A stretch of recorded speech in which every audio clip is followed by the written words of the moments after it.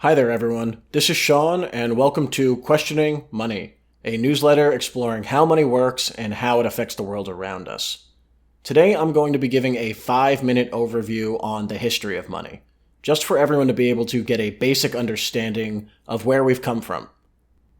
While most of us know what barter is, trading one good directly for another, there's actually no evidence of any single society that relied on a full barter economy. Money always developed. The earliest forms of money that we really have a record of date back between around 9000 to 6000 BC, and this coincides with the development of modern agriculture. Societies were small and scattered back then, only just beginning to settle down. Whatever the main good a group of people had in relative abundance and was a necessity often became money. Animals and plant products were the main early forms of money. Around 1000 BC, we began to see the emergence of the first coins. The use of coins began to spread throughout China and India, Turkey, Greece, and Persia. Coins were made out of any number of metals, whichever was best for a given society, or even made out of materials like clay. The choice of which metal to make your money out of does matter, and it has real impacts on an economy.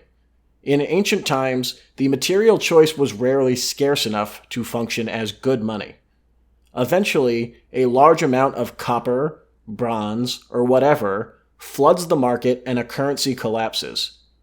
Ancient currencies had a very short lifespan on average before they would need to totally restart from scratch.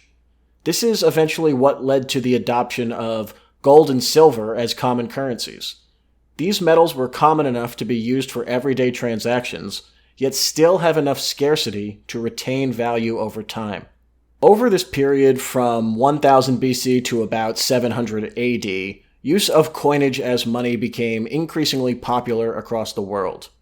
Around 700 AD began what is now known as the Islamic Golden Age.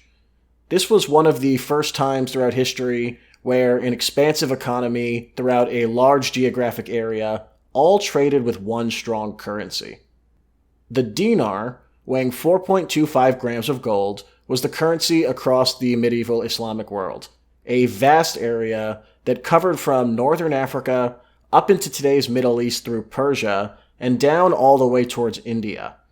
Using a metal such as gold, which is much more scarce than metals like copper or bronze, the currency supply was not able to be artificially inflated, and the economy thrived as a result. Gold had been used as a currency prior to the Islamic Golden Age, but this is the first time where it was used at such scale and scope. Some of the earliest forms of banking that we still use today were created during this time. Credit as a monetary concept, checks, places where you could store money similar to savings accounts, and loans all became to be popularized during this period. Taking a look into the history of paper money now reveals that its history goes back further than many of you may think. The earliest forms of banknote guarantees go all the way back to early 7th century China, although it wasn't until the 11th century that true paper money began circulating in the form that we think about today. Paper monies have always failed throughout history, because eventually the government decides to print too much of them and hyperinflation occurs. China eliminated paper money entirely in 1455 and wouldn't adopt it again for several hundred years. Moving west towards Europe now, the first form of the British pound was created at a similar point in history. Named the Anglo-Saxon pound, it was equal in weight to 1 pound of silver. Now, the Anglo-Saxon pound was not actually a coin in itself. It was just a form of measurement to price goods. The actual coins that circulated this time were pence and shillings. 12 pence equaled 1 shilling, and 20 shillings equaled 1 Anglo-Saxon pound. At the time, these were made out of pure silver, but eventually they became 92.5% silver, also known as sterling silver, and thus the sterling pound, the name of the British pound today, was born. English currency was entirely silver through 1344, at which point the first English gold coin, the noble, joined silver coins in circulation.